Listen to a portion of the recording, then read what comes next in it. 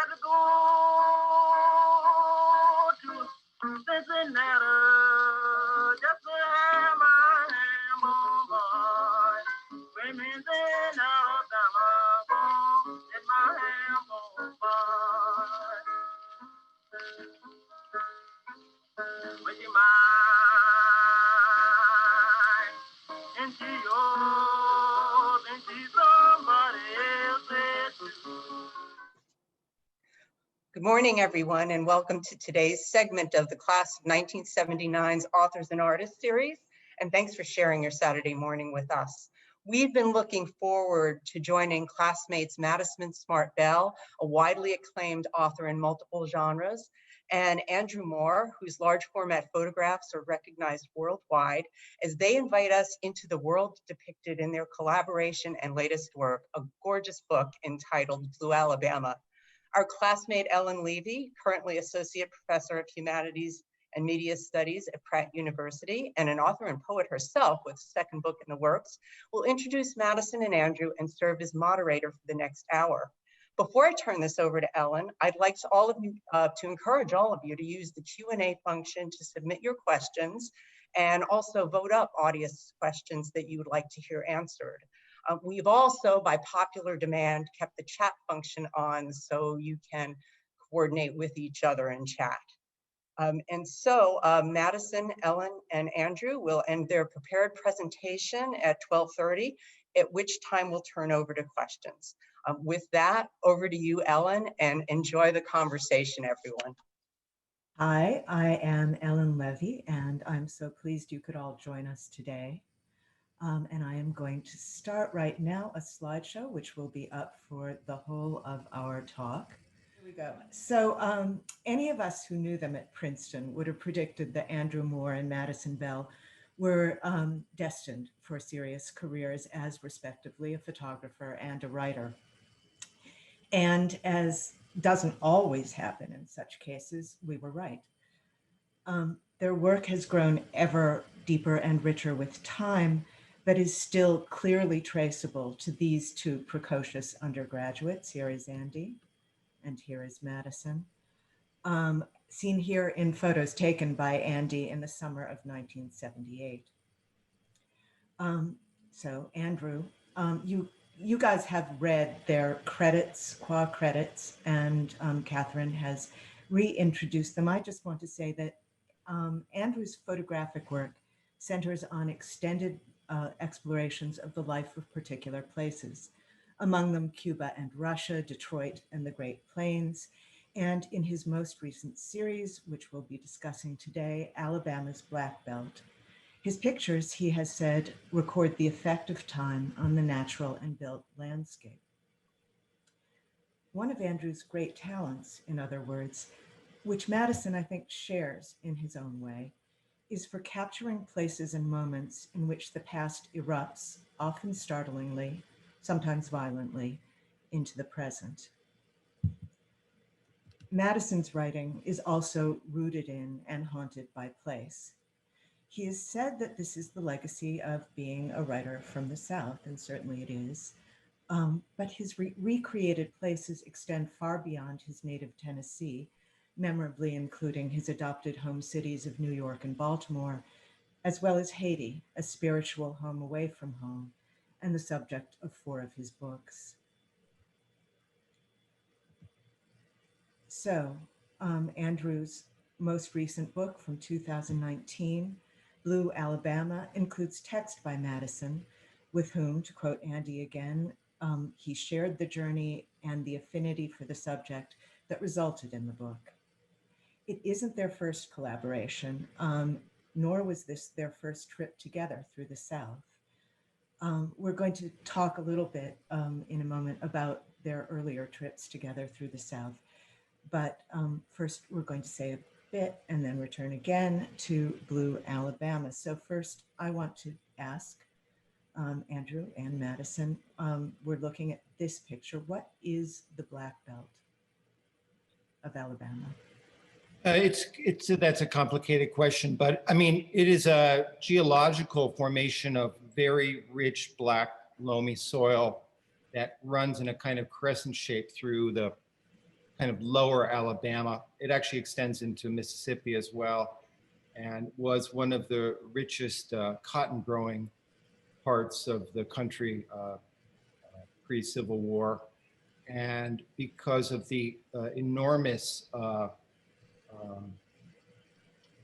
size of the slave plantations, after the Civil War, there were these vast populations of Black Americans that were located in this area. And eventually that became synonymous with the region. So it's a little hard to say whether it's because of the soil itself or the populations, but that's the origin of the title. And it's sort of become kind of, those two things have become kind of merged. Blue Alabama. And Blue Alabama is a sort of signal that you're going to see something a little bit different, because a lot of the narratives about the Black Belt focus on the legacy of poverty and oppression, justifiably. But the book is kind of a little bit different take. It's really about people that are creative, resilient, defiant, and about the kind of post civil rights legacy of this area as well. So, and why did you choose the Black Belt? Why of all the places you could have chosen? Well, for this? back in 2012, I was asked by my gallery in Atlanta to work on a project about the South, and it was sort of freewheeling. They said, just anywhere you want to go. And so I actually spent a couple of years traveling all over. I was in the Carolinas and Virginia, Georgia, Mississippi, which we'll get to with Madison. But I ended up in Alabama because I was invited by a woman named Lucy Hicks, who brought me down and started introducing me to people. And just doors started opening, and I started building relationships, and I just kind of gathered momentum in that part. And also, so partly the personal relationships I made in Alabama, but also just the incredible history that was there. And it sort of dovetailed with my interest in history and place and people. We're looking here at an image of a historical place. What is this? So this is a sort of a Jeffersonian style plantation. Well, actually one of the few plantation homes that was really unrestored or unrenovated that I found. And it's kind of a funny story. This is actually a bedroom in the upstairs, and there's some graffiti on the wall that says, when I'm dead, come and look at my name, but you can't actually make out the initials there. But the woman who was living in the place, who had a couple of pit bulls, when I was setting up this picture, she said to me, I'm a photo stylist. And I said, really? She goes, yeah, I got something for your picture. I said, okay, bring it on. And so she goes down, runs downstairs and comes up and hangs this. It's actually a reproduction of a painting of a kind of a drugstore painting of Carmen, the opera personage. And she just hangs it right there. And I said, wow, you're a genius. And it sort of just made this picture. So a lot of my pictures are sort of collaborations between nature, but also just people that I find. So, such as? Well, this woman in particular, Betty Anderson, she'd actually been a fashion model in New York in the 70s and 80s. I didn't realize that when I took this picture. I only found that out later. But she'd been a kind of a model upstairs at Saks and Bloomingdale's and some other places. And she had this little museum with things she'd inherited. She was related to the Gee's Bend folks, the famous quilt people. And this quilt, in fact, came from her grandmother. And these are samples of fabric that was woven at Gee's Bend. And one of these was actually used in FDR's White House. They actually made drapery for FDR's White House. That's right. Eleanor Roosevelt was interested in Gee's Bend, right? Yeah. So one of these, so they even made a suit for FDR from some of the cloth woven at Gee's Bend. And so this is some samples of that material. And as you said, this is a book about relationships, a book built out of relationships you made. over time. And we'll talk more about that soon. But I wanted just to hear about this picture, you and this person. So this is Pearlie. This is a woman who lives in this incredible heart pine, again, sort of very plain but large home. It was like a plantation home, but not. It's not, you know, not what you think of. It's not like white columns. And this is actually, her house is actually kind of black colored. It's heart pine that's aged over 150 years to this, and it sits up on top of this hill, and it's a very forbidding structure. And one day, Lucy and I went to her house because Lucy had seen it for years, but kind of been intimidated to go there. And we go around the back side and we go, yoo-hoo. And this lady comes out and she's in kind of this faded house dress with a gun on her hip. And she goes, before I talk to strangers, I just have one question. She goes, do you know Jesus? And Lucy looks at me like, oh my God, I hope this guy gives the right answer here. But anyway, Pearlie said that day, she goes, I saw you and I thought, I've known you forever. And so I talked to Pearlie regularly on the phone, but over the years, she's met my family. I've had lunch at her house. Madison's met her. And, you know, just this very unlikely relationship between this, you know, New York photographer and this lady who lives in the woods in Alabama. And we were actually kind of best friends. And it was kind of a linchpin for this project to meet her and realize that people from such different worlds could, you know, have a kind of deep, almost spiritual understanding. And you're holding the birds here. Yeah, these are her pets, and she's an animal lover. We'll kind of tell some stories about her, but she had a duck that lived in her home and a deer, and she had squirrels, and she's a real country lady. I mean, she said, you know, when the apocalypse comes, you'll be fine. Just come down here. I'll make you dinner with 2 bricks and a frying pan. And you seem friendly with the rooster. Pretty friendly. I'm not used, but you know, her pets were pretty friendly. She loves them. So here are some other birds. Where are we now? Whose birds are these? This is, well, Madison's going to chip in here, but this is Madison's backyard. So in 1978, you know, I was, you know, Madison's backyard in Nashville, Tennessee, or outside of Nashville, Tennessee, Brentwood, I believe. Franklin? Williamson County. It's not really in a town.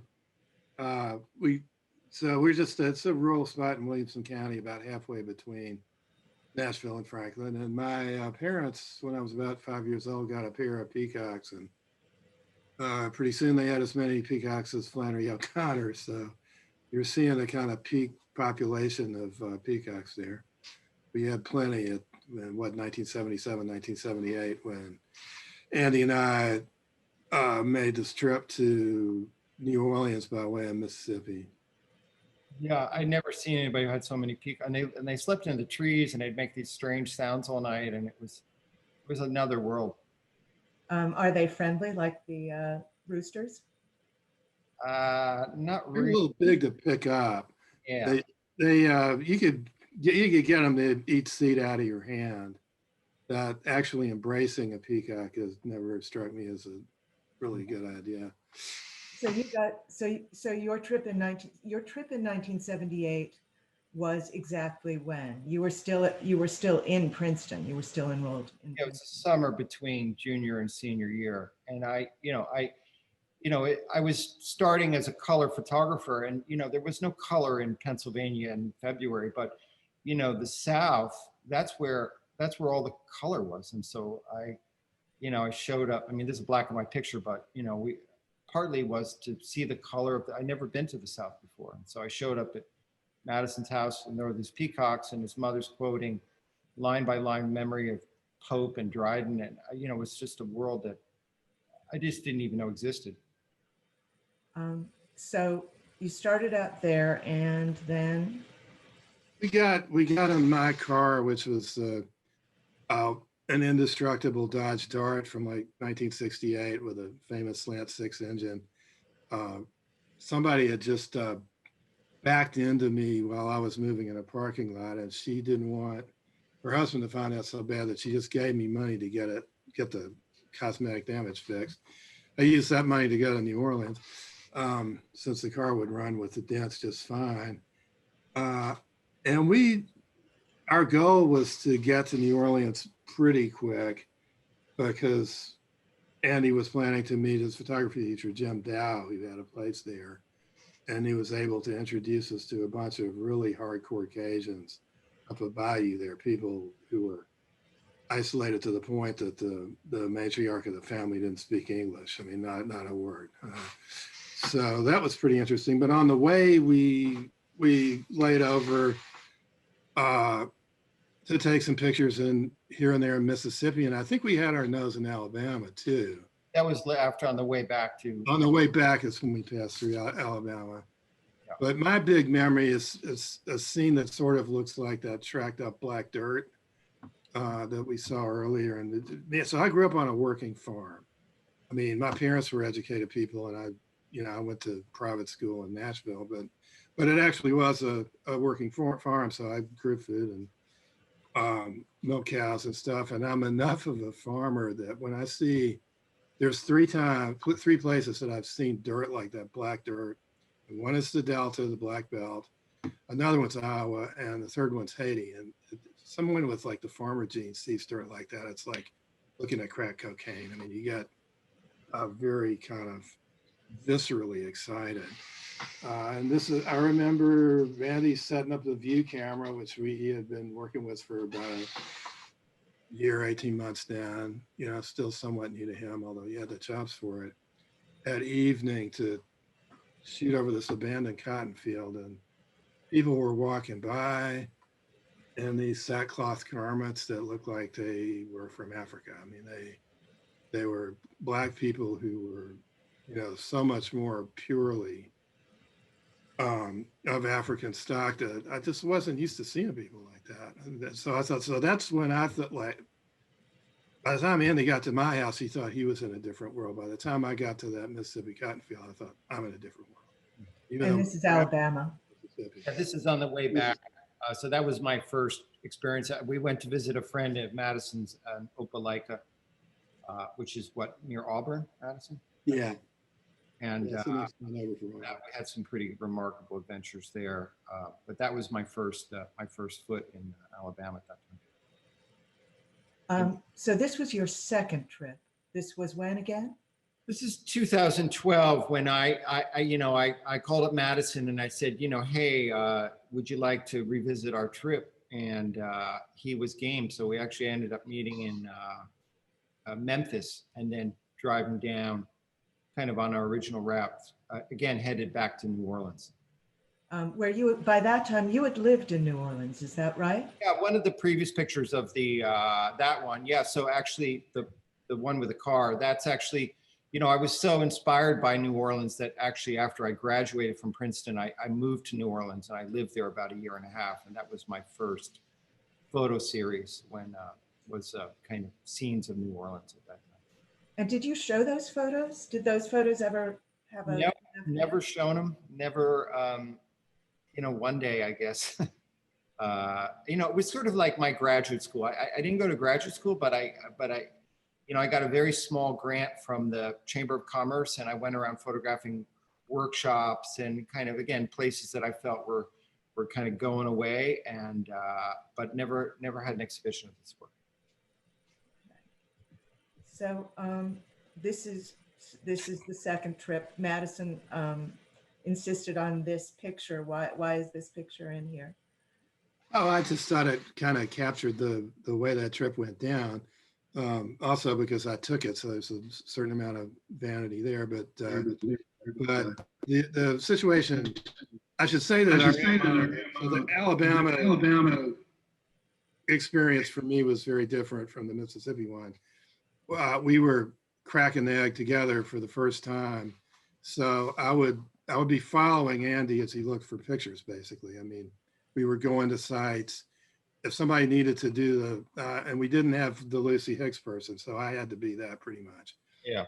I had to take care of the code switching stuff, and I would watch him look for pictures, and it's like we'd done this before, but he had developed enormously in those 25 years. And when he was out for a picture, it was just like watching a fox. His whole face would sharpen, and there would be this kind of questing body language, like he could smell the picture and he knew it was like right close by. So that was fascinating to watch. But I also shot over his shoulder everything he shot, so that I thought, at the time we thought this was going to be the book, Mississippi book, not an Alabama book, so that I would have a reference. And then I just happy snapped all of the stuff too, and so every now and then, if you take enough, Andy had another teacher at Princeton, I forget his name, who had this aesthetic, which was basically, if you just shoot like a machine gun, which with a digital camera is easy to do, some of the pictures will actually be good. Some of the pictures were. The biggest problem, I mean, I loved the Delta, but the problem was there's this person named William Eggleston. I'm sure many of you are from, and it's sort of like Mount Eggleston, like every place in the Delta, people like, oh yeah, Eggleston was here 3 years ago, or he was here. It was a little overwhelming to try to work in the Delta after someone of such, renown had sort of like kind of taken, I mean, it was just like, one of the great masters of color, one of the great masters of, well, as Madison was describing, the hunted for perfect shot. Absolutely. Well, yeah, he claims it just takes one, but so that was a little, I didn't feel I had much breathing room in the Delta, honestly, but it's a fascinating place. And there's that, oh yeah. And this was one of Madison's friends. Well, we met him at the same time. His name is David Montague Fox Caldwell, and he's just a fascinating guy. He was mostly by him Blackfoot Indian from Oklahoma, but he'd been in Alabama a long time. There was some documentation that showed him being in other places. He'd been involved in the civil rights movement, and he claimed that he was the last person to have seen those three guys, Cheney, Schwerner, Goodman, who ended up, their bodies found under the dam, which is what you might call a watershed incident in the civil rights freedom rider story. So I was very valuable, and he said he was the last people to see those three guys. He said he told them not to go where they were going. So maybe they should have listened. The interior of his, that's his shop. That's a shop? Yeah, that was his record. That's I bought stuff. I'm telling you, you could buy stuff. I bought this kind of fantasy weapon and a lighter and some other thing. Everything was for sale. Yeah. This is Annie Lennox in the middle of it all. Yeah. It was eclectic. This guy was fascinating. I talked to him for an hour. That's how Andy ended up playing checkers outside, because he was stuck for something to do. I lost every game. I mean, I made one wrong move. That was it. It was done. Well, those guys, they do it all day. Yeah. So this trip lasted how long? How long were you out on the road for this one? 10 days, something like that. Yeah, about that. And then we ended up in New Orleans. Lisa and Richard Hallworth loaned us a house in Oxford. And so we could, Oxford, we had a place to come back to. It was all of the kind of little beat down towns that are on the Blues Trail too, or within range of Oxford. So we would have an itinerary every day that went through all of these places. And this is a shot from New Orleans from that trip, Andy? That's from Six Flags, flooded Six Flags. Yeah, we snuck into the Six Flags, and there were these kids. They were totally whacked out, and they were like dressed in Mardi Gras and up on this kind of fake French Quarter balcony partying, and they were crosswalks. Yeah, wild scene. And then it was a gorgeous day, and then there were all these. I mean, it looked perfect, and yet it wasn't. It was, it had been underwater for several weeks and never reopened. That was in a kind of extraordinary place. So this is 2012. You come home, right? And then, when did you start approaching the Blue Alabama project, Andrew? So Lucy invited me to Alabama for I think it was 2015. I think it was May of 2015. So I spent about 3.5 years in Alabama. And what I wanted to do was get inside, to get to, I mean, I love photographing people's interiors because I feel like it's really a portrait of their mind. And so there's a lot of things on the outside that are fascinating. Like this is a store in Selma. Originally it had been a Jewish department store, now was owned by a Lebanese guy. And so the kind of sequence of the pictures, to get close to things, to build relationships, a lot of it was having meals with people, going to church with them, visiting them, calling them. This is an artist in Seal named Butch Anthony, and this is what he claims is the world's only drive-through art museum. Those are obviously shipping containers, and he's cut windows, and so you can literally just drive through this place. And that's that Cadillac was owned by this very famous musician whose name I'm forgetting at the moment, from Nashville, and he's sort of stuck all these things on. So he's like a kind of outsider artist in some sense, but very knowing at the same time. But anyway, to go to the next slide, the idea was to get, kind of be inside looking out rather than outside looking in. That was really my goal. And this is a former high school, actually the first public high school in Selma, which was closed in the 60s. And was it a white high school or a black high school? It was a white high school, and then after integration, it was integrated, but it was then closed. And that happened a lot in Alabama, where schools were integrated, and then most of the whites were sent to private academies, and then the black schools were eventually closed. And is this a completely abandoned building, or is something going on there?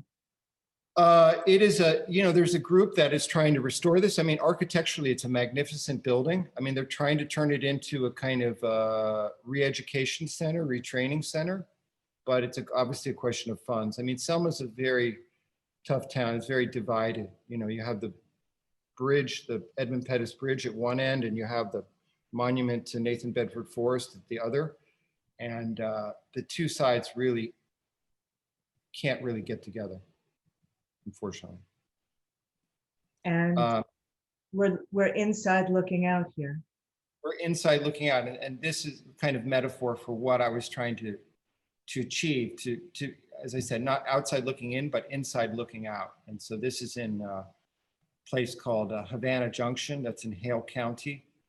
This guy's a retired Episcopalian minister, and he hosts people out on his porch. All kinds of folks come by. But this idea that to be inside looking out is very, and also it's sort of like you're overhearing the conversation, but not quite. You're never quite knowing what's going on and who's there. And what was your relationship with this minister? This guy's name is Buck Whaley. I went to a party at his house. I hung out with him several times. He introduced me to some of his friends. His son was running a kind of modern day restaurant in Greensboro. I got to know Buck pretty well. He was an interesting dude, but pretty conservative also, I would say. He had been at UA Tuscaloosa? Yeah, he had been the chaplain, if that's the right word, and then also counselor for foreign students and also for returning vets. So, he was a man who did good works, but his there's some things you just didn't discuss, like religion and politics were things that kind of didn't come up very often, I would say. We talked about his garden and friends and social world, but again, somebody who came from another world than myself, but might have thought of you as closer to his world. Yeah, maybe. You're a Yeah, nice I mean, boy from Connecticut. yeah, I mean, the book is about whiteness as well as blackness also, honestly. And this, So this is one of these kind of aesthetic turning points for me in the book, this idea of using the color, referencing the color black, looking at these very dark interiors. This is, again, this is a unrestored interior, probably from 1850, never been painted, stained, anything. This is the center of these huge, massive ancient pine trees called heart pine, and the boards aged to this beautiful kind of tobacco brown black color. is And this, is this Pearlie's house? this is the front room of Pearlie's house, looking towards her entranceway. And one of my favorite details about this is that, you know, the records and the TV, I mean, they never were used. I mean, it was just decor. It was like she and her husband thought they looked good in the room. Those old TVs were real pieces of furniture. Yeah, and there's a hornet's nest in the back there that when Oh, she wow. left the door open one day, this little bird came in and started making a nest in there. So this is Pearlie. Yeah. Again, on her own. And I wondered if, so Madison has this beautiful text recording his impressions of his trip with you. And I want to ask about that in a moment. Actually, can I ask now, before we do, Madison and Andy, how did Madison come into this project? Andy, you said you were 3+ years into the development of this project, going there, being there, meeting people. When did Madison come in and how did he come in? I think, you know, it always been my intention to work on something with Madison. I think even in the, you know, back in 2012, we had discussed about doing a book together. And then when things, for me, when I sort of shifted over to Alabama as the focus, I think I kept Madison apprised of that. And then that's my understanding, that it was right from the beginning, we were always going to work together. Yeah, I think that the important difference is that I came in, you know, we were having our first experiences at the same time in Mississippi. And when I came in on Andy's project in Alabama, it was very close to the end. So we weren't looking for pictures together, really. I mean, each shot most of the book. And he also knew this community. So what again, I was there for several days and got taken around. So I was kind of a passenger and introduced to all these people. And at the same time, so what I could do with that, I realized after a while, is to do this very kind of seemingly naive reportage, you know, about all these encounters. And what I ended up with was, and of course I'm working with the images too, but the images having already been made. And I've been seeing these images for a much longer time than what this visit was, because sometimes I drop by the Andy studio in New York and he would show me, he made these like 11 by 15 prints that were really nice that he would, you know, deal out on a table. I say, yeah, you're really getting something here. But I didn't really know who those people were. So I then got to meet with them, eat with them, play music with them, you know, for again, you know, a week plus. And I got to understand, I mean, a couple of sort of fundamental things, that there was a kind of religiously mystical attitude toward everything, that a lot of, like, Pearlie absolutely had that. A lot of the Black people had it, that it was cross-racial, even though there were these boundaries. But I mean, you felt like, okay, you're dealing with the same stuff. And then there was actual kinship, that several of the white families had somewhat recently acknowledged and, you know, begun socializing with And we're good. their Black cousins and, you know, half brothers and aunts and uncles and so on. Notably, and there's a I see a name on the screen, Jonathan May, who we knew as Brian, who's written his own book about this subject. Whose, cousins just came to his house at one point and said, "I got something to tell you, Brian. If I get this wrong, you can straighten it out later. I got something to tell you, but you're not going to like it." Brian says, "Try me." And the guy says, "We're cousins." And Brian says, Brian says, "Well, I'm not surprised. I always suspected we might be." So they began to, see each other that way. So that seemed to me fairly huge, because that's not the common picture of race relations in the South. And I think it's what you might call a step in the right direction. And that's a good introduction to the pictures we're going to see in a moment. But before we do, would you mind giving people a taste of your writing in the book? Well, I'll read this a couple of paragraphs about Pearlie. So when I first met her, "Do you know Jesus?" Pearlie Smith asked, looking down on me from the frame of her kitchen door. I was halfway up the stairs at the back of her house, the part raised high on stilts. I've been told that this question would be urgent, serious, and possibly backed up with a pistol in her pocket. Pearlie had once told Pat, proprietor and bartender of a Caravel, a roadhouse on the highway outside Camden, "God help anybody who comes up on my porch." I said yes, as I had been advised to do, and Pearlie relaxed and stood out of the doorway to usher us in. And then quite a few other things happened, including we ate a meal for like an hour and a half and still couldn't finish it all. And then some, so as we're relaxing, there was a bit of show and tell.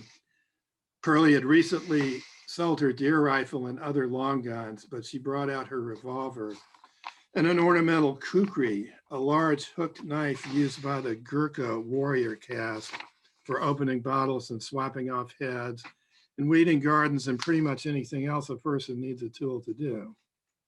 Pearlie was pleased that I understood the knife, and also that I had some familiarity with firearms. Her pistol was a .22 and might have been dismissed as a lady's gun, if not for its unusual weight and its 9 chambers, which Pearlie loaded with hollow points she called yellow jackets, which would give this inconsequential looking piece the knockdown power of one of Dirty Harry's magnums. God help anybody, any intruder who turned up on her porch indeed. At the same time, she was a very kind of deep mystical Christian, like a person possessed of extraordinary charity in the sense of Corinthians 13. And here's her bedroom, yes. Yeah, so this is these two views are kind of like the reverse angle. One's looking one way and one's looking the other way. So this part of her house, she and her husband had kind of fixed up the back part, but this front part, they never really changed. And I don't think it's actually was changed since it was really built. And she said to me, after being there many times, she said, I realized, I never understood why I never fixed it up, or why my husband, I never fixed it up. But now I understood that, God sent you to photograph my house. So I was like, I don't know anything about being God's photographer, but it was a, she. So you kept meeting art directors. Yeah. But what Madison's referring to, this kind of deep spirituality was embedded in so many things down there, so many experiences, so many places. This is a picture in this fantastic, it's a little hamlet called Pink Bottom. It's not even on the map. Lucy and I had to go find it. And this lovely woman had a tiny little store in the town, and everything was painted in Pink Bottom, but the store, everything was painted purple. It was called the Purple Bowl, and the chairs and the tables and the refrigerator, everything was painted her favorite shade of purple. And another store. You find these extraordinary stores. Well, this guy's, his name was Alvin Stone. He lives in a place called pineapple. I mean, look at, you can see his suspenders have pineapples, his shirt has pineapples, although the word is actually pineapple, two separate words in the name of the town. And also his house, everything had this pineapple motif on it. And they'd sold food, had a cornmeal grist. I mean, sold steaks. The only thing he didn't sell was liquor. And his wife said that's why the store finally declined, because he didn't sell beer, didn't sell cheap wine. And this was a religious thing too. Yeah. And who's this? It's a woman named Destiny who was working in a brickyard in Selma, and super hot day. This was in July. She had her head wrapped in a pink towel because she didn't have a hat. And, she's working in flip-flops, deacons, taking down a brick wall and chipping off the, kind of sorting out the bricks for resale. And she had this most beautiful pedicure. And I just thought, this is, anyway, I asked her to take her picture of her feet, and she was pretty kind of demure, but, she kind of got it at the end. And her boss told me not to give her any money, but I did. And she said she was going to use it for her kids to take them out for ice cream. It was one of those moments. We're back and forth and back and forth. You can see this. So you move back and forth between the white and black worlds. I did. If you look at the book, it's actually half and half black, half white, and also half female and half male. I mean, we didn't really get into it yet, but I mean, I got a kind of introduction with Madison's mother, to be honest, but the women of the South are just extraordinary characters. And this woman? I really wanted to highlight them as a kind of force of nature in the South. What about this woman? She was the leader she was the kind of student leader. This was a little group in, what's this place called? Something Springs. It'll come to me in a second. Anyway, there was a band called Chili's Ice Cool Band. And basically this guy, Chili, he'd been a session musician out on the West Coast, very successful. He had a health crisis, almost died, made a promise to the Lord to go back to his little town and do something for people. And he went to Selma, bought all these secondhand instruments, and started this marching band for the kids of the town. And he was sort of like the father figure for all these kids. Yeah. And this guy holds the space. He definitely, this is my kind of August Sander homage, this famous German portraitist from the 30s. Methodist minister out of Mobile, very large man. I mean, I kind of look at him and think, wow, if he'd been an overseer back in 1850, that would have been a very intimidating presence. But he was very gentle. I mean, he was a man of God, and again, one of these very simple heart pine structures in the background here. And this is Durrell. He was working on a farm in a place called Midway. That's also just at the very end of the Black Belt. And if you look at pictures from even up into the 50s of Black people working in the fields in Alabama, the pictures taken from up, down, and people are bent over picking cotton and so, this is I'm kind of slightly looking up at him. His feet are buried in the ground. The stripes on his shirt, you'd think it's like a prison shirt, except it's actually super clean and it's nice. And he's standing there very proudly and very defiantly. And so there's, making pictures in Alabama and the South, one can't help but be aware of the kind of iconography of, that's been presented to us. And I was definitely kind of working against those stereotypes when I was trying to make pictures. What did they grow on this farm? What has he got? That's a huge sweet potato, and then there's a cabbage behind him. But they grew everything from peanuts to watermelon to whatever, and very successful Food kind of seems local. to be a big, well, food is definitely, as Madison's already mentioned, a big theme in his text. It's one of the things that struck me reading Madison's writing in your book was these epic, almost scary meals that people were serving you unbelievable amounts of unbelievably delicious sounding food. And Madison, do you want to talk a little about that? You are. Yeah, I guess the best one, I mean, everywhere we went we get this incredible food and incredible quantities of it. Even in a restaurant, it would be like that. I mean, it was difficult to have a small meal in just a kind of Crossroads diner. But Stan and Tracy, who were a Black couple, I think they fed us. We went there for Sunday lunch, and Stan was cooking ribs. This is the Turner's house. They also had a good table. Miss Turner cooked very much like my grandmother, and I hadn't tasted very it. much like your grandmother. Yeah, for a long time.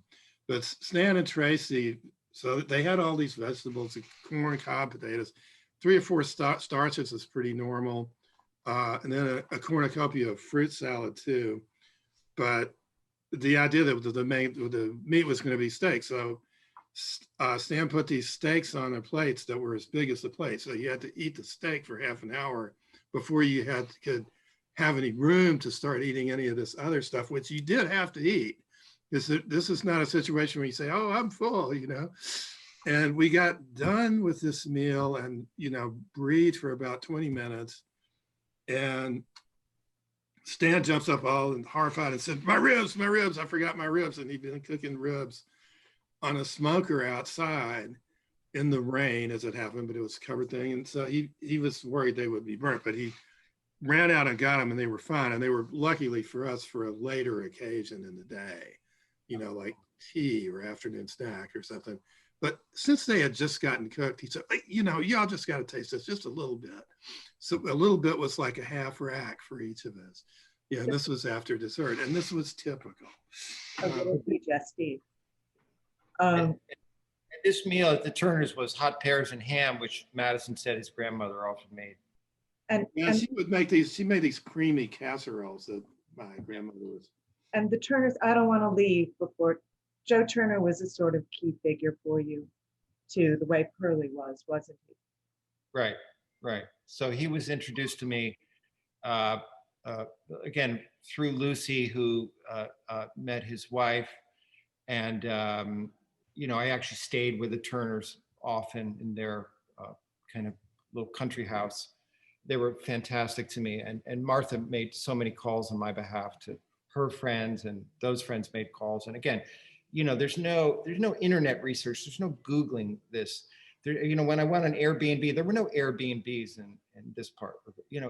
People had to know you. You had to be introduced. So this is Joe with his cousin Sydney. She lives up in Buffalo, New York now, but she'd often come down to visit. But they're cousins, and the fact that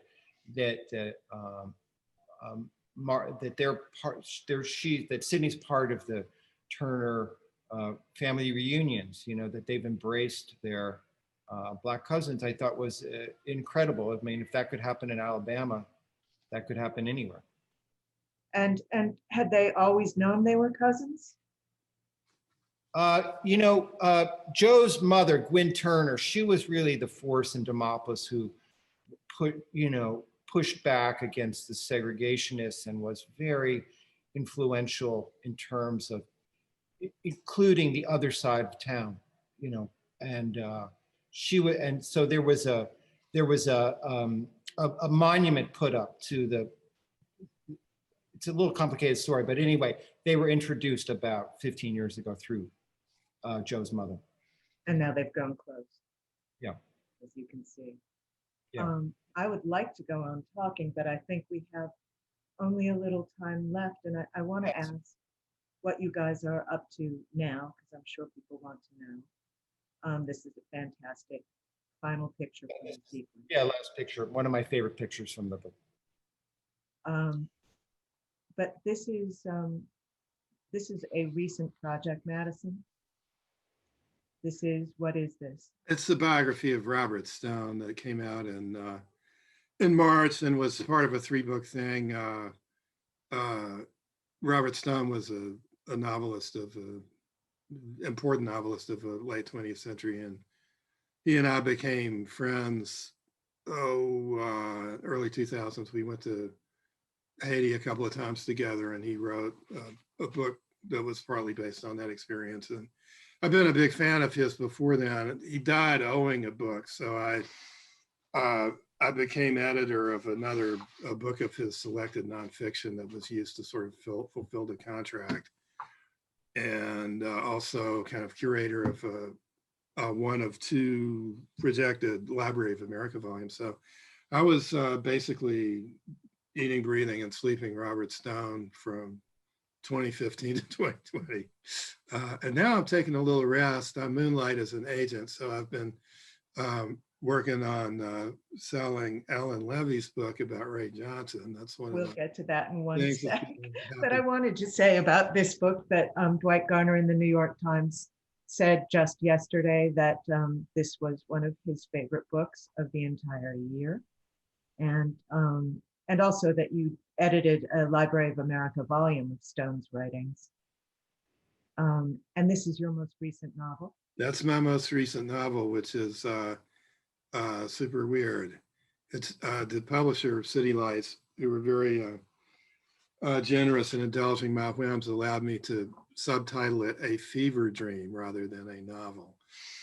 City Lights being the very cool San Francisco firm that published Howl and all kinds of other classic beat stuff to begin with. And is still run by Lawrence Ferlinghetti. It's not really run by Lawrence Ferlinghetti, but I mean, he's a figure. He still owns it. Yeah, amazing. So yeah, he's a presence there. He's not. He doesn't really have his hands on the levers, but.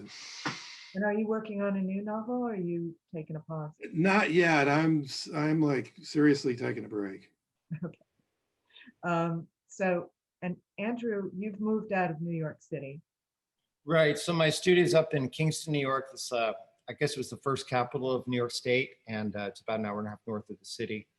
And in this sort of COVID times where I'm not getting on a plane, I'm actually sort of exploring the Hudson Valley from sort of Newburgh up to Albany and Cohoes, and looking at weird structures and meeting weird people and kind of having a great time. I mean, the legacy of this, the valley and the architecture and the people, and sort of just starting something. I'm not really sure how it's all going to come together.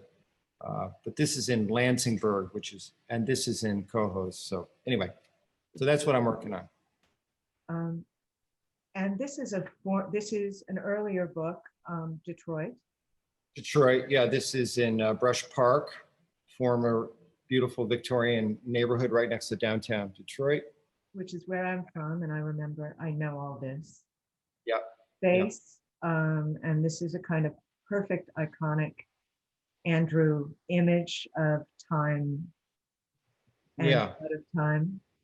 I'm running amok and kind of running backwards. So it's kind of the surreal topsy-turvy world of Detroit, but also segueing into what we're going to talk. This is the picture was shot in Cass Tech. That's a beautiful high school. Cass Tech, which is the great private selective public high school, which has nurtured all kinds of artists. Lily Tomlin, Ray Johnson. All kinds of, lots and lots of famous jazz people went to Cass Tech. It's still around. And Andy co-created and was the photographer for this prize-winning documentary about Ray Johnson, which came out in 2002, How to Draw a Bunny. And it really revived. Ray Johnson has been a cult artist his whole life, and his whole sort of post-life too. He's from Detroit. He went to Cass Tech.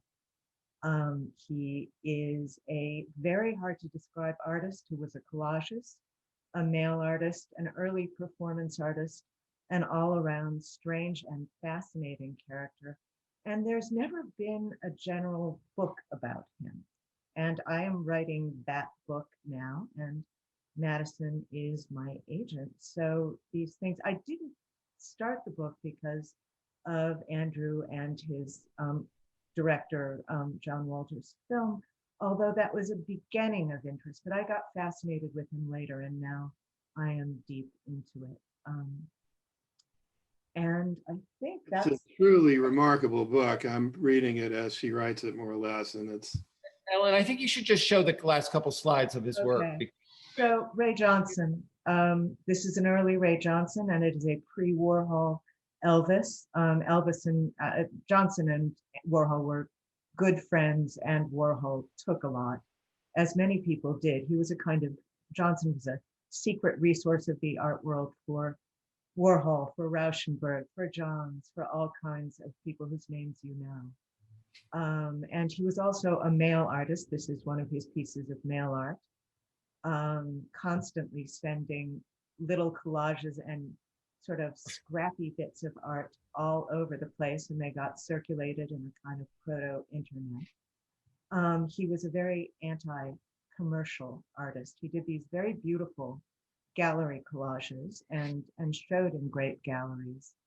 But in some ways, he was always opposed to the gallery system, and he was only really in it for about 13 years of his long career. Mostly, he was sending around things like this. So that's where we're at. And now I am going to unshare and turn things over to Catherine for questions. Catherine? Hi. Well, first of all, thanks all of you for your wonderful work and for a terrific conversation. So we do have some questions from the audience, and I encourage people to put your questions into Q&A. Diane Singerman has a question for Andy. She says, you talked about the book being about both Blackness and whiteness. Can you talk a little bit more about the focus on whiteness? That's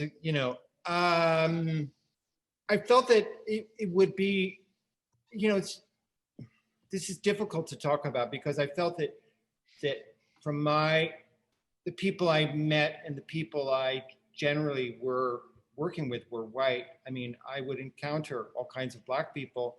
Some I was introduced to, some I would meet randomly, but I didn't want to presume to talk about the Black experience. I needed to really have both sides of that. And I think that the whites in, at least in Lower Alabama, you have the Joe Turners who are embracing their Black cousins.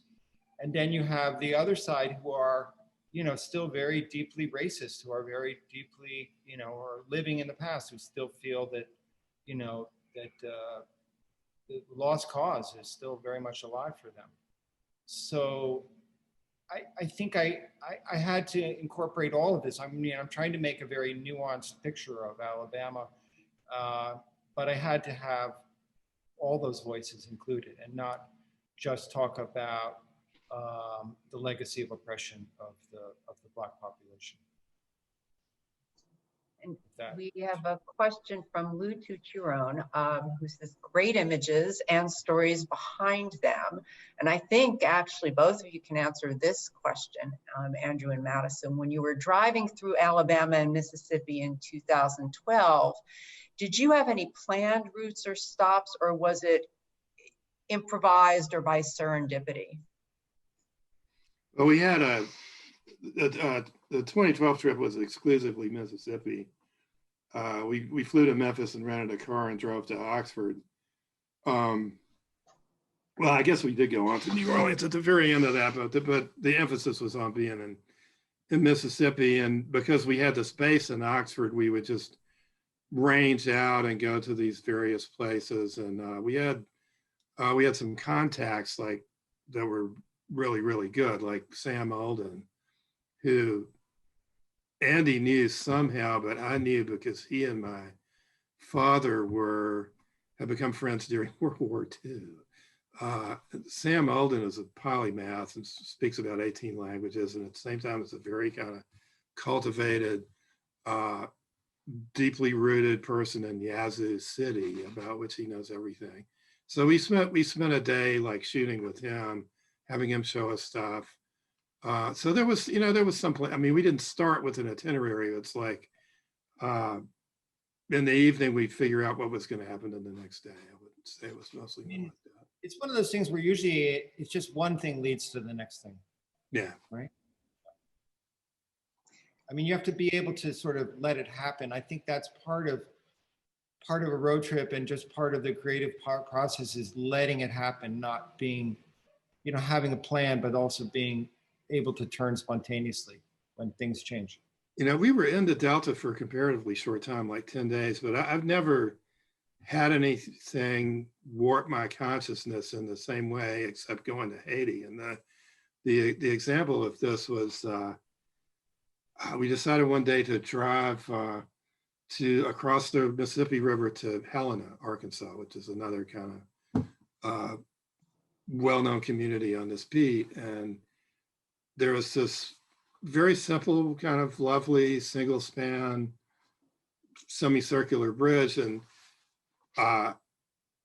Andy's driving the car, and as we get to the top of the bridge, I'm starting to feel increasingly nervous about leaving Mississippi, which didn't make any sense at all rationally. And I'm starting to have that feeling, increasingly at the level of real anxiety. And he turned to me and said, "Is this a good idea? I mean, are we going to need passports or something when we get to the other side?" In Arkansas. Yeah. Yeah. It was emergent. And there's a kind of a related question from Phil Huber, which again, you can both answer. Phil's interested in knowing what your most unexpected encounter was and what your funniest encounter was. Madison? I mean, just trying to think. Oh, I think the unexpected, I think I would have to go with Ulysses Mixon. This was in which trip? This was the Alabama trip. We were with Lucy Hicks, and we were waiting on Betty. What's her last name? Outside her museum store. Anderson, right. So she was in a church meeting. She couldn't get out of it, and we kept getting these texts that she'd be there soon. She never made it. So we were standing around outside, and immensely conspicuous as being white people standing on a corner with nothing to do. And me, Andrew, and Lucy Hicks, the sort of Virgil guide through this whole area. So a very kind of natty black guy, a little bit older than us, rolls up in a car and starts talking to us through the window because he was just curious. And Lucy started talking to him, and pretty soon they were talking about people they knew in common. See, that's how this stuff works. But Ulysses Mixon had a lot of national political ideas about what was happening in the country and how it related to where we were at that moment. And they were pretty smart. He'd been a college professor over at Selma, the college there.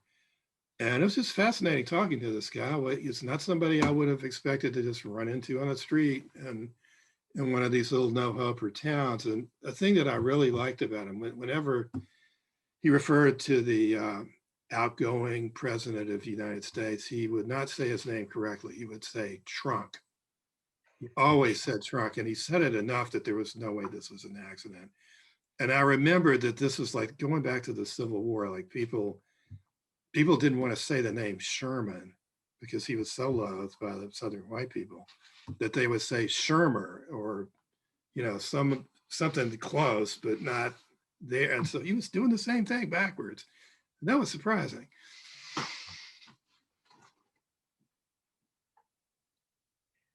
And So we have another question. I'm sorry, go on, Ellen. Sorry, that was the question. That was the most surprising, was that what was the funniest? Oh my goodness. That's always that's hard to put on the spot. I mean, I think I think Ulysses What about that? What about that Natchez socialite woman mistaking us for gay? where was that at the? It Oh, that was. Oh, was in a bar in Natchez. yeah, and the guy was trying to sell us this rundown mansion. Remember, he thought we were going to buy that huge antebellum mansion that was a ruin, and Oh, yeah. We're like serious buyers. And that was pretty funny. We did go take pictures of that place. I forgot that he was intending to sell it to us. It was He was trying to sell it to me. Yeah. The Arlington estate. Yeah. It was a good ruin though.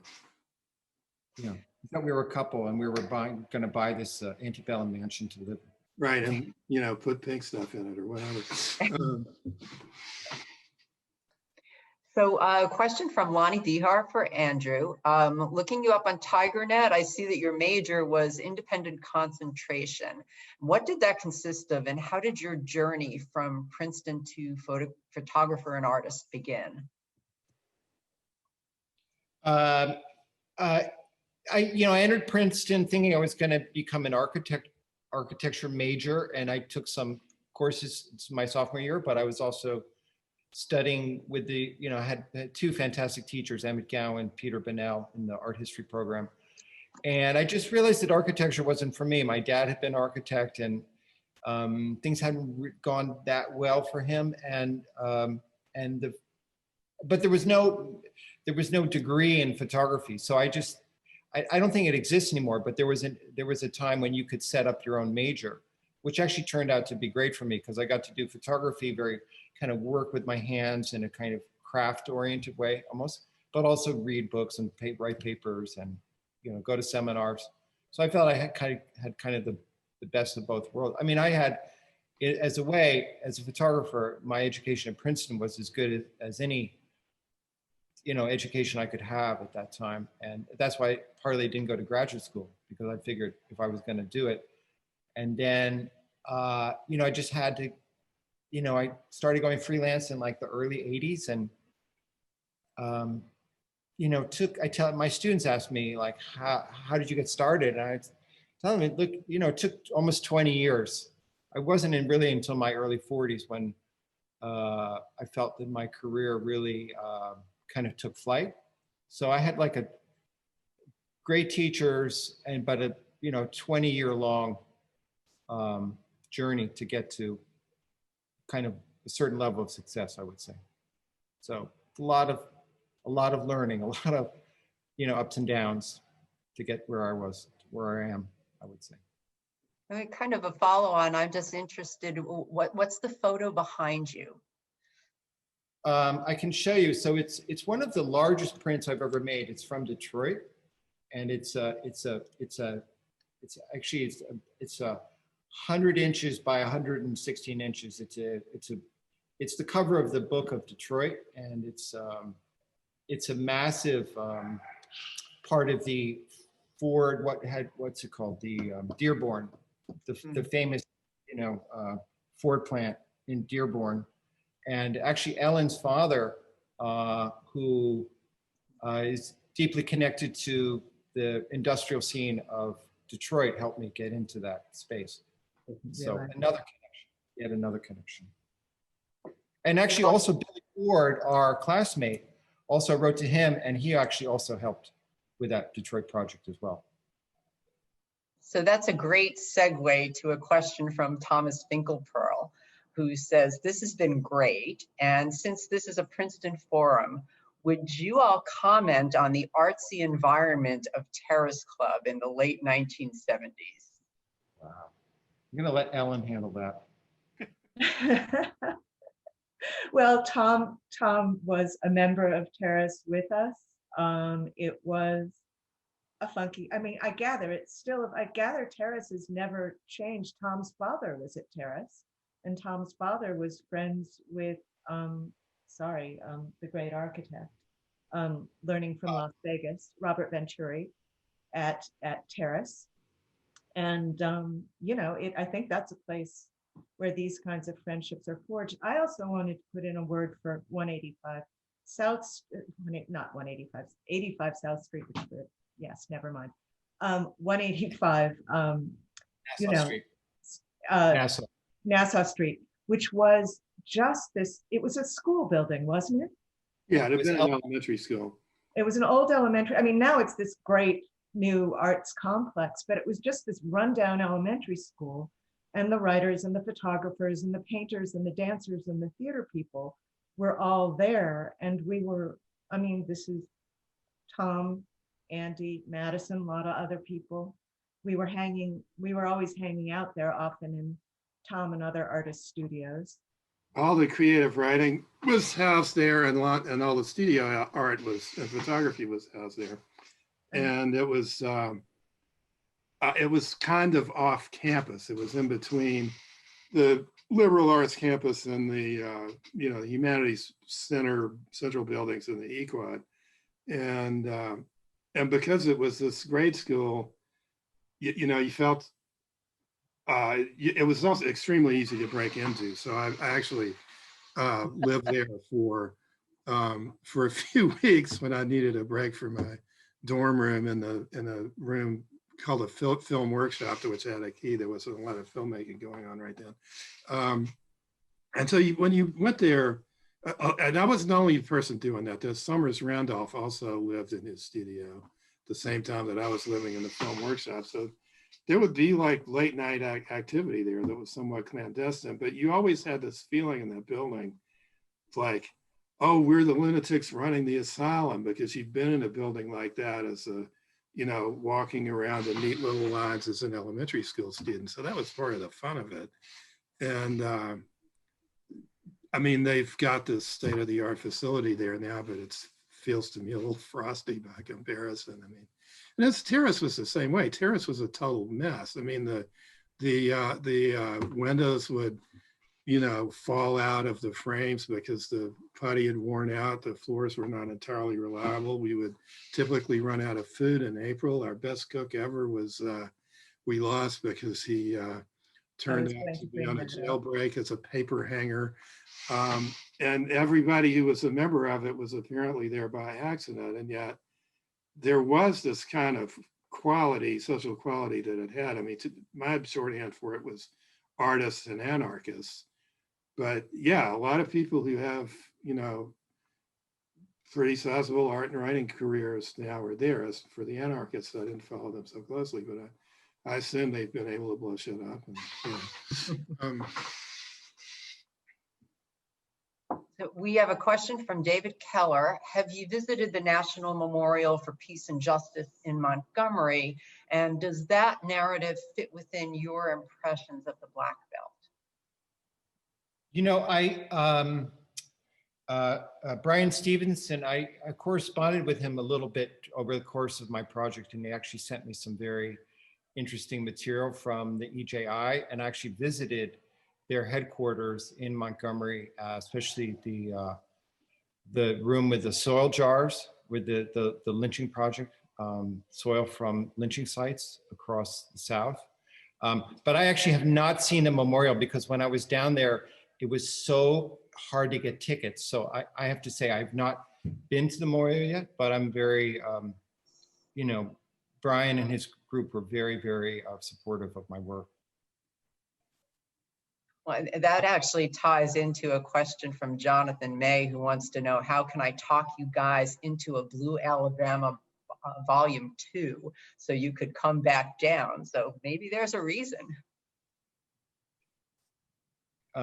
Yeah, I mean, I think that, I hope that the Edmund Pettus Bridge does get renamed for John Lewis. I think that would be super appropriate. I mean, I think, there are people that come from all over the world to that site, and there's not much of a memorial there, but I think as a place and as a metaphor, I think it's one of the most important sites in this country, honestly. It's really the beginning, not just of civil rights, but of the human rights movement. And I think the Black Belt is one of the most, fascinating, rich, complex, disturbing places in this country. And I think people should make the sojourn there and kind of see what it's about and meet people. Go there. There's a lot that could still be done with Demopolis, I think. I mean, I did a little bit in my text, but Demopolis, which was where Andy was pretty much based when he was there, was founded weirdly by these Bonapartist French people who had left France when Napoleon was definitively overthrown, and they got a kind of land grant, and they wanted to create a kind of New French utopia on the Tombigbee River. And that is why it has this funky classicalizing name of Demopolis. But that didn't really succeed in the way that they hope for it to. But in the inheritance of it, there's a racial situation in Demopolis that's somewhat atypically civilized for the Deep South, and one of the symptoms of that was that they have like all small southern towns did until recently the classic Confederate soldier, usually in the town square, although in Demopolis it wasn't quite, on this big pedestal. And somebody accidentally ran a car into it, a policeman actually, and knocked it over. And then they spent, this was, I guess, during your stay, right, Andrea? Yeah, yeah, I think it happened during those years. I mean, I got there, they were still talking about what did we do, because they didn't want to put it back. They didn't want to just leave the two boots sticking up out of the ground either. So, but the way this conversation was happening had showed a sort of balance of power and ability to balance the interests involved in a civil way. Thank you, Ellen. That picture is, by the time I got there, there were just the little feet, I'm pointing at them, which is super useful. And the body was in a warehouse somewhere. It was not so much the topic of discussion, but the way in which it could be discussed that I think is, very particular to that place. And another thing that I've found to be kind of hopeful, particularly in the context of the ways in which these other monuments got themselves removed, and all the Sturm and Drang around that. Like in Demopolis, they were able to say, hey, we can talk this over and decide what to do. All of us being part of the conversation. We have another question about another photo from Linda Ryman, my Alabama relative. What does the photo with all of the luggage represent? So that's in the Demopolis Inn. That's actually, it's famous because Walker Evans stayed there in 1936, and there's a couple pictures from his American Photographs book shot in Demopolis.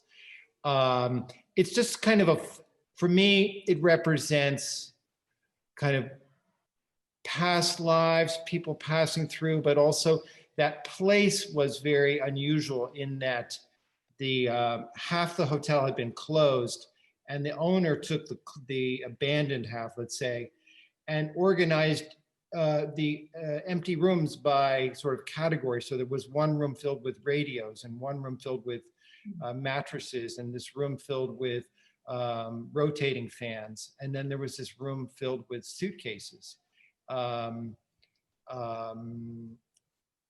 fact is, someone asked me, did you look inside? And I didn't. I guess I kind of wish I had. But it's also, from just an aesthetic point, there's a kind of relationship between the color of the quilts and those colors of the suitcases, and this kind of muted palette was something I was actually, was like a kind of color pattern, kind of palette that I was working with in the book itself too.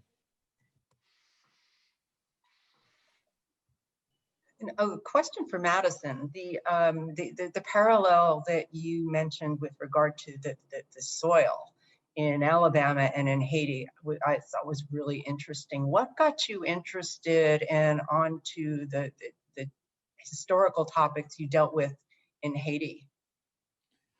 Well, that's a long story that's kind of tangential to what we're talking about, except it is a slavery story. So I guess you might.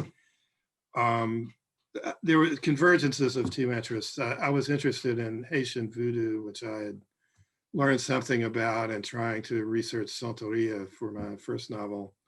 Then for my second novel, I was on this line, which kind of improbably led to the Haitian Revolution. And this was in like 1983, when white people in America had not heard of the Haitian Revolution.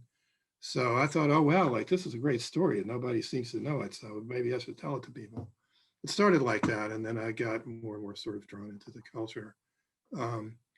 But Haiti, you know, after I'd been there for a while, is it's the crossroads where European, African, and Native American people met for the first time, with and created a kind of explosion whose aftershocks are still being felt now. So yeah, I got very dug into Haiti for that reason. So we don't have any more questions, but I'd like to end with quoting our classmate, Billy Aronson, who says, "This has been so great, proud to know all three of you." And so thank you, Madison, Andrew, and Ellen, for just a terrific presentation. Thanks everybody for joining today and for your great questions, and best of luck to all of you in your future work. For those listening, if you'd like to share today's program with others, or you may have missed it, or would like to enjoy it again, it will join others on the class YouTube channel where you'll be able to view it. And we also hope that you'll mark your calendars for February 20th, 2021. Hard to believe that that's coming so soon, but it is. We will at 11:30 a.m. on February 20th host our classmate authors Gary Christ and Robert Wright. Gary's a best-selling author of several novels and short story collections and 4 works of narrative nonfiction, also set in major US cities. There's sort of a theme here. The Mirage Factory, Gary's tale of early 20th century Los Angeles, was a Washington Post and NPR notable book of 2018. And best-selling City of Scoundrels is a true account of 12 days in post-World War II Chicago that changed the city forever. And Bob is a journalist and author who writes about science, history, politics, and religion, and has 5 books to his credit, which have made their way onto the New York Times Best Books and Notable Books of the Year lists, in addition to garnering other honors. His best-selling Evolution of God was a Pulitzer finalist, and 3 Scientists and Their Gods was a finalist for a National Book Critics Circle Award. So please join us and Bob and Gary in a conversation about their work, approaches, and influences, and how they've changed over time. And thanks again, Ellen, Andrew, and Madison. And everybody, please have a safe and happy holiday season. Stay well, and thanks to all of you listening for supporting our class authors and artists. Thank you. Thank you, Catherine. And to everyone who came.